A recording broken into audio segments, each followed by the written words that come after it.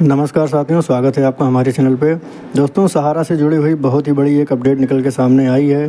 क्योंकि दोस्तों मामला सुप्रीम कोर्ट में लंबित है, तो इसलिए दोस्तों हर एक खबर आपके लिए जाननी बहुत ही ज़्यादा ज़रूरी है।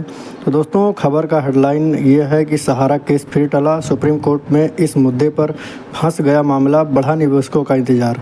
तो दोस्तों इसका मतलब यह है कि जो केस चल रहा था उसका डेट बढ़ गया है और सुप्रीम कोर्ट में इसका मामला अभी भी फंसा ही पड़ा है दोस्तों। और जो निवेशक इसमें अपना पैसा निवेश किए थे उनको अभी भी इंतज़ार ही करना होगा, इंतज़ार के सिवाय और कोई दूसरा चारा नहीं है।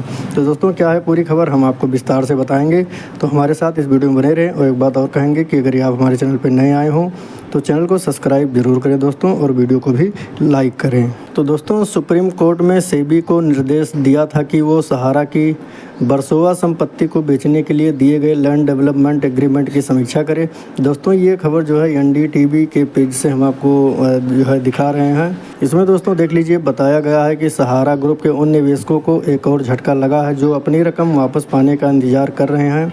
सेबी सहारा मामले में रिजोल्यूशन प्रक्रिया फिर से टल गई है, कारण कि बुधवार को सुप्रीम कोर्ट ने एक नया आदेश जारी किया। मामले की सुनवाई सुप्रीम कोर्ट ने सेबी को निर्देश दिया था कि वो सहारा की वर्सोवा संपत्ति को बेचने के लिए दिए गए लैंड डेवलपमेंट एग्रीमेंट की समीक्षा करे।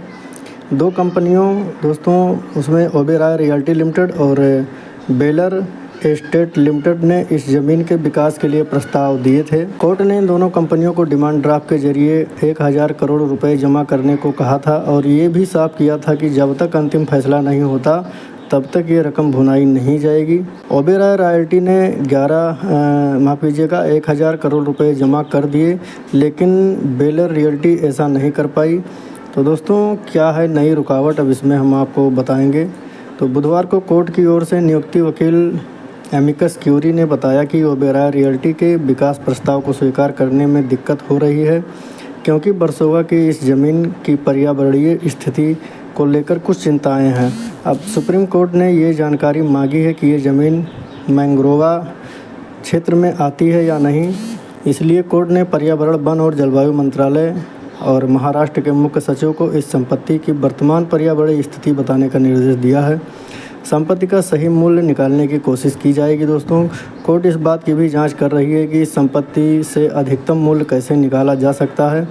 इसी कारण कोर्ट ने ओबेरॉय रियल्टी की ओर से जमा किए गए 1000 करोड़ रुपए वापस करने का भी आदेश दिया है।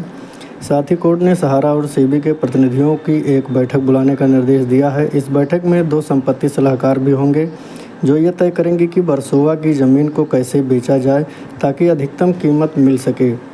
अब 2 अप्रैल को अगली सुनवाई होनी है। दोस्तों मित्रों, आपको पता है कि फंसा हुआ है निवेशकों का पैसा। अगस्त 2012 में सुप्रीम कोर्ट ने 2 सहारा कंपनियों, सहारा इंडिया रियल एस्टेट कॉरपोरेशन और सहारा हाउसिंग इन्वेस्टमेंट कॉरपोरेशन को 2 करोड़ से ज़्यादा छोटे निवेशकों को 24,000 करोड़ रुपए 15% ब्याज सहित लौटाने का आदेश दिया था। इन निवेशकों ने 2008 से 2011 के बीच इन कंपनियों में अपने पैसे लगाए थे। सेबी ने पाया था कि सहारा ने यह रकम नियमों का उल्लंघन करके जुटाई थी। बाद में सहारा को निवेशकों की रकम वापस करने के लिए सेबी के पास करीब 25,000 करोड़ रुपए जमा करने के लिए कहा गया था, लेकिन सहारा का कहना था कि उसने 95% निवेशकों को पहले ही सीधे पैसा लौटा दिया है। सेबी का दावा, सहारा पर बढ़ता तनाव। तो दोस्तों ये दबाव किस चीज़ का है। 2020 में सेबी ने सुप्रीम कोर्ट में याचिका दायर कर सहारा को 62,000 करोड़ रुपए वसूलने की मांग की थी। सहारा प्रमुख सुब्रत राय का नवंबर 2024 में निधन हो गया, लेकिन सेबी ने साफ किया कि मामला अब भी जारी रहेगा। सेबी की तत्कालीन चेयरपर्सन माधवी पुरी बुच ने कहा था कि ये केवल किसी व्यक्ति का मामला नहीं बल्कि एक कंपनी की जिम्मेदारी का सवाल है। अब तक सहारा ने सेबी को 25,000 करोड़ रुपए में से केवल 15,000 करोड़ रुपए ही लौटाए हैं। ये मामला अभी भी जारी है और अप्रैल को सुनवाई सुप्रीम कोर्ट में इसकी आगे की होनी है। दोस्तों अब देखने वाली बात है कि उसमें सुनवाई में क्या होता है, क्या निकल के आता है। फिलहाल दोस्तों सभी का अब इंतज़ार ही है। इसमें जितने भी निवेशक थे सभी का पैसा लटका हुआ ही है।